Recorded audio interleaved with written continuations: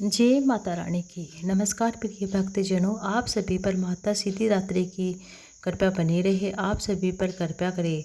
आज नवरात्रि का अंतिम दिन है। आज है नवमी तिथि। नवमी तिथि के दिन माँ दुर्गा की पूजा की जाती है। अंतिम स्वरूप माँ दुर्गा का है। माँ सिद्धिदात्री की पूजा की जाती है। अणिमा महिमा गरिमा लघिमा प्राप्ति पराक्राम तत्व है वत तत्व नाम। इनकी 8 सिद्धियाँ हैं। ये सभी सिद्धियाँ माँ सिद्धिदात्री की आराधना करने से, उपवास करने से बड़ी ही आसानी से प्राप्त हो जाती हैं। मान्यता है कि भगवान शिव ने भी इन देवी की कृपा से ही तमाम सिद्धियाँ प्राप्त की थी। इनकी कृपा से महादेव का आधा शरीर देवी का हो जाता है और इसी कारण से वे अर्धनारीश्वर रूप में प्रसिद्ध हो जाते हैं। पौराणिक कथा के अनुसार जब सृष्टि के रचयिता भगवान श्री ब्रह्मा जी ने देखा कि जिस ब्रह्मांड की सृष्टि उन्होंने की है उन्हें विकास की गति नहीं होने देखा।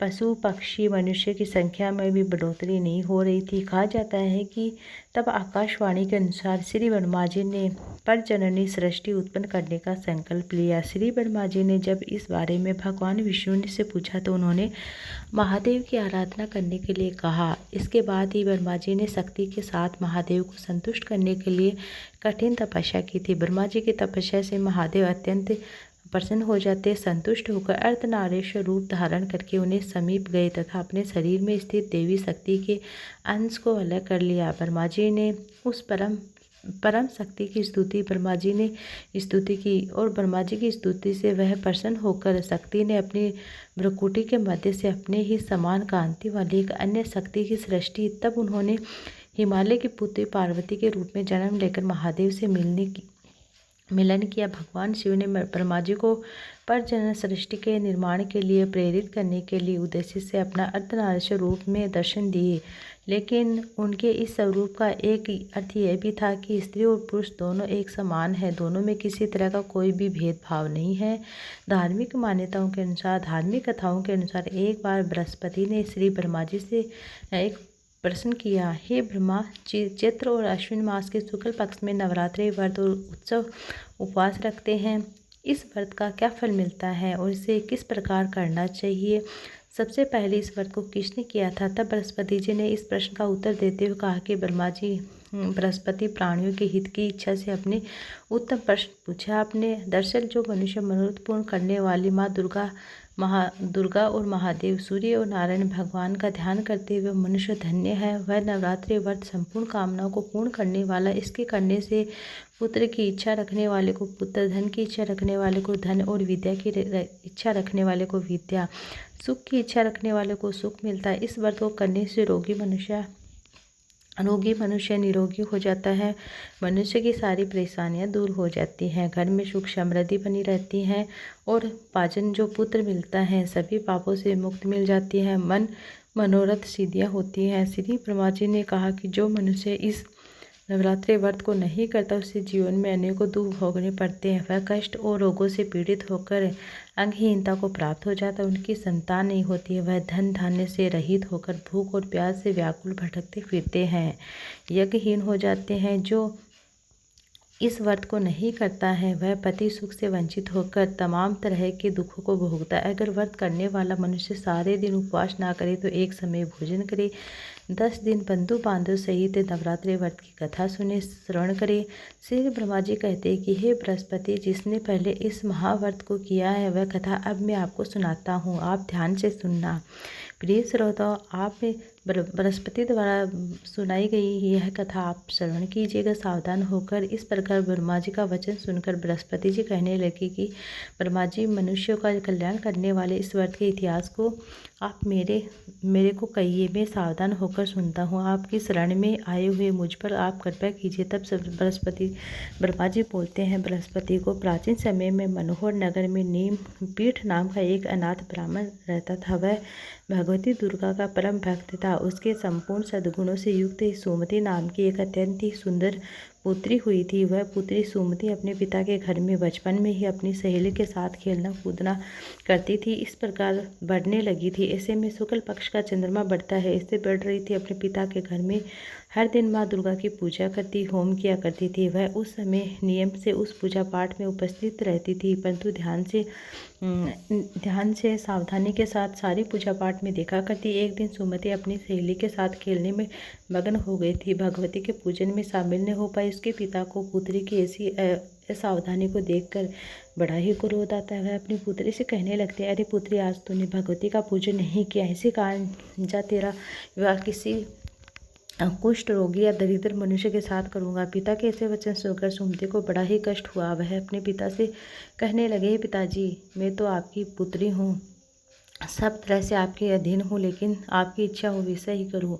राजा से, कुष्ठ से, दरिद्रता से या फिर जिसे आप चाहते हैं आप मेरा विवाह कर दो, लेकिन होगा वही पिता जो मेरे भाग्य में लिखा है। मेरा तो अटल विश्वास है कि जो जैसा कर्म करता है उसको कर्मों के अनुसार वैसा फल मिलता है, क्योंकि कर्म करना तो मनुष्य के अधीन है, लेकिन फल देना ईश्वर के हाथ में है। जैसे अग्नि में पड़ने वाले तिन के आधे उसको अधिक जला उठते हैं, इसी प्रकार कन्या के निर्भयता से भरे हुए वचन सुनकर ब्राह्मण ने क्रोधित होकर अपनी पुत्री का विवाह एक कुष्ठ के साथ कर देते हैं। अत्यंत क्रोधित होकर अपनी पुत्री से कहने लगते हैं कि पुत्री, अपने कर्म फल का भोग अब भोगना, तुम भाग्य के अधीन रहकर क्या करती हो मैं भी देखता हूँ। पिता के ऐसे कड़वे वचन सुनकर सुमति बड़ी दुखी होती है। मन ही मन में सोचने लगती कि अहो, मेरा बड़ा दुर्भाग्य है जिसने मुझे ऐसा पति मिला है। इस तरह से अपने दुख का विचार करती हुई वह कन्या अपने पति के साथ घोर वन में चली जाती है। डरावने हुए कुछ युक्ति इस भीषण वन में उन्होंने रात बड़े ही कष्ट से बिताई थी। गरीब बालिका की ऐसी दशा देखकर देवी भगवती ने उस कन्या के पूर्व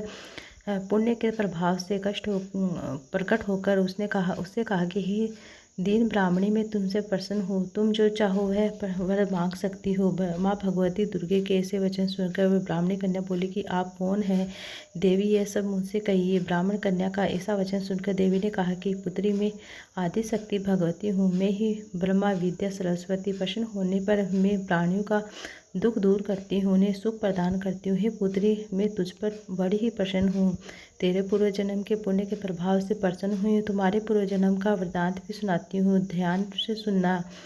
तुम अपने पूर्व जन्म में एक भील की पत्नी थी, अति पतिव्रता थी। एक दिन तुम्हारे पति निषाद ने चोरी करने के कारण तुम दोनों को सिपाही ने पकड़ लिया था और ले जाकर कारागार में कैद कर दिया था। उन लोगों ने तुम्हें पूरे दिन भर तुम्हारे पति को भोजन और तुम्हें भोजन नहीं दिया। इस प्रकार नवरात्रि के 9 दिनों तक तुमने ना तो कुछ खाया और ना ही जल पिया। इस प्रकार 9 दिन तक तुमने नवरात्रि का व्रत हो गया। पुत्री, इन दिनों तुमसे व्रत हुआ है, उसी व्रत के प्रभाव से मैं प्रसन्न होकर मैं तुम्हें मनवांछित फल देना चाहती हूँ। तुम्हारी जो इच्छा हो वह मांग सकती हो। भगवती दुर्गा के वचन सुनकर ब्राह्मणी कन्या बोली कि हे देवी, अगर आप मुझ पर प्रसन्न हो, मुझे कुछ देना ही चाहती तो हे माँ भवानी, मैं आपको प्रणाम करती हूँ। आप कृपया करके मेरे पति का जो कोढ़ रोग है वह दूर कर दीजिए। देवी कहने लगी, पुत्री, उस समय तुमने जो व्रत किया था उस व्रत का एक दिन का फल मैं तुम्हें तुम्हारे पति को देती हूँ। तुम्हारे पति का कोढ़ दूर हो, उस पुण्य के प्रभाव से तुम्हारा पति कोढ़ से मुक्त हो जाएगा। श्री ब्रह्मा जी बोले कि हे बृहस्पति, इस प्रकार देवी के वचन सुनकर ब्राह्मणी कन्या बहुत प्रसन्न हो जाती है और पति को निरोग करने की इच्छा सब उसे यथास्तु कहकर उसके पति का शरीर देवी भगवती कृपा से कुष्ठ रोग से रहित होकर वह अत्यंत सुंदर और कांतिवान हो जाता है। वह ब्राह्मण कन्या अति ही सुंदर देह को देखकर देवी भगवती की स्तुति करने लगती है। दुर्गे, आप दुर्गति को दूर करने वाली, तीनों लोगों को संताप हरने वाली, समस्त दुखों को दूर करने वाली, रोगी मनुष्य को निरोगी करने वाली, आप प्रसन्न होकर मनवांछित वर देने वाली, दुष्टों का नाश करने वाली जगत की माता हो। हे अम्बे, मुझ पर अपराध है। अबला मेरे पिता ने कुष्ठ मनुष्य के साथ विवाह करने करके घर से निकाल दिया था। पिता के तिरस्कार निर्जन वन में अब मैं विचर रही हूँ। आपने ही मेरा इस विपदा से उद्धार किया है। देवी, मैं आपको प्रणाम करती हूँ, आप मेरी रक्षा कीजिए। ब्रह्मा जी की बोले कि बृहस्पति, इस ब्राह्मणी की ऐसी स्तुति सुनकर देवी भगवती अत्यंत प्रसन्न हो जाती। उस ब्राह्मणी के से कहने लगती है, ब्राह्मणी, तेरे उदाल नामक अति बुद्धिमान, धनवान, कीर्तिवान और जितेंद्रिय पुत्र होगा, बहुत जल्दी उत्पन्न होगा। ऐसा कहकर वरदान देती हैं। और देवी ने ब्राह्मणी से फिर कहा कि हे ब्राह्मणी, जो कुछ तेरी इच्छा हो वह मांग सकती हो। भगवती दुर्गा का ऐसा वचन सुनकर सुमति कहने लगती है, अम्बे माँ, अगर आप मुझ पर प्रसन्न हो, मुझे कुछ देना ही चाहती हो तो कृपया करके मुझ पर नवरात्रि व्रत की विधि विधान और फल का विस्तार से वर्णन कीजिए। इस प्रकार ब्राह्मणी के वचन सुनकर देवी दुर्गा कहने लगती है, ब्राह्मणी, मैं तुम्हें समस्त पापों को दूर करने वाला नवरात्रि व्रत की विधि बतलाती हूँ, जिसे सुनने से मोक्ष की प्राप्ति हो जाती है। अश्विन मास के शुक्ल पक्ष की प्रतिपदा से लेकर 9 दिन तक विधि विधान से व्रत रखे जाते हैं। अगर दिन भर व्रत ना कर सके तो एक समय भोजन कर सकते हैं। विद्वान ब्राह्मणों से पूछकर घट स्थापना करें और वो वाटिका बनाकर उससे प्रतिदिन जल से सींचे। महाकाली, महालक्ष्मी और महासरस्वती देवी की प्रतिमा स्थापित कर उनकी नित्य विधि विधान से पूजा करें। पुष्पों से विधि पूर्वक अर्घ्य दे। बिजोरा के फल से अर्घ्य देने से सुंदर पुत्र की प्राप्ति होती है। जायफल से अर्घ्य देने से कीर्ति, दाग से अर्घ्य देने पर कार्य की सिद्धि होती है। आंवले से अर्घ्य देने से सुख की प्राप्ति होती है। केले से अर्घ्य देने से आभूषण की प्राप्ति होती है। इस प्रकार पुष्पों और फलों से अर्घ्य देने से व्रत समाप्त होने पर 9वें दिन यथा विघ्न हवन करें और खांड, घी, गेहूँ, शहद, जौ, तिल, बेल, नारियल, दाख और कदम आदि से हवन करें। गेहूँ से होम करने से श्री लक्ष्मी की प्राप्ति होती है। खीर और चंपा के पुष्पों से धन की और बेल पत्रों से तेज और सुख की प्राप्ति होती है। आंवले से कीर्ति और केले से पुत्र की प्राप्ति होती है। कमल से यश, मान, सम्मान और दाखों से संपदा की प्राप्ति होती है। खांड, घी, नारियल, शहद, जौ, तिल तथा फलों से होम करने से मनोवांछित फल की प्राप्ति होती है। व्रत करने वाला मनुष्य इस दिन विधि विधान से होम करे, ब्राह्मण को अत्यंत नम्रता के साथ प्रणाम करे, यज्ञ की सिद्धि के लिए उसे दक्षिणा दे। इस प्रकार बताई हुई विधि विधान के अनुसार जो मनुष्य व्रत करता है उसके सारे मनोरथ पूर्ण हो जाते हैं। इसमें बिल्कुल भी संदेह नहीं है।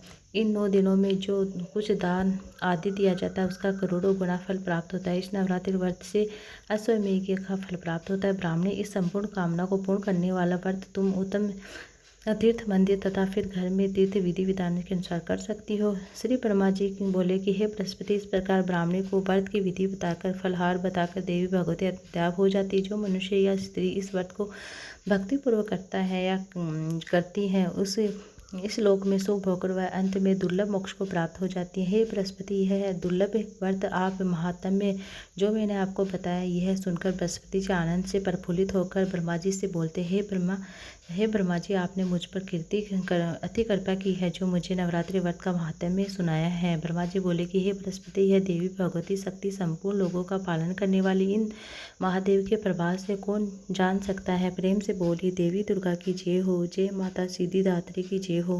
विशेष पूजन मंत्र आते वारे में माँ पूजन मंत्र, ओम देवी सिद्धिदात्री नमः। सिद्धि गंधर्व यक्षा दर सुरेश सर्पी सेवा मानः सदा भूयात सिद्ध। सिद्धिदात्री रेणी माँ का स्तुति मंत्र है। या देवी सर्वभूतेषु माँ सिद्धिदात्री रूपेण संस्थित। नमस्ते से नमस्ते से नमस्ते से नमो नमः। अब माँ सिद्धिदात्री की आरती अवश्य करें।